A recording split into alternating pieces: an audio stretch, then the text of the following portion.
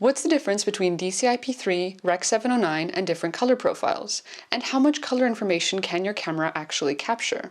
Your eyes can capture a very wide range of color, but your camera can only capture a subset of that range. That subset is defined by color space. A triangle on the CIE 1931 diagram tells you which hues can be reproduced and what color information is retained depending on the color profile you're using. Rec. 709 is the HD standard and especially used for broadcast. It's small, fast, and easy to grade, however, it clips saturated colors, reds and greens. DCI-P3 is wider and it's used for digital cinema projection. It preserves more color, especially for HDR and large format viewing. Rec. 2020 is a newer version and it retains way more information, however, it is hard to display color accurately unless you're working with very high-end and HDR monitors. And ACES is a color management system that allows you to capture and grade with the widest array of color possible, and it also helps transform the output. Your camera captures in one color space, usually a wide gamut. Some examples include Sony S-Gamut 3 or Canon Cinema Gamut. But your final video will almost always be output to something narrower, such as Rec. 709. Color profiles define how your image data is interpreted. Log curves, for example, compress color information into a curve so that it is retained and flexible to use in post. RAW skips most of that processing and lets you decide later what you choose to do with the information. However, more compressed formats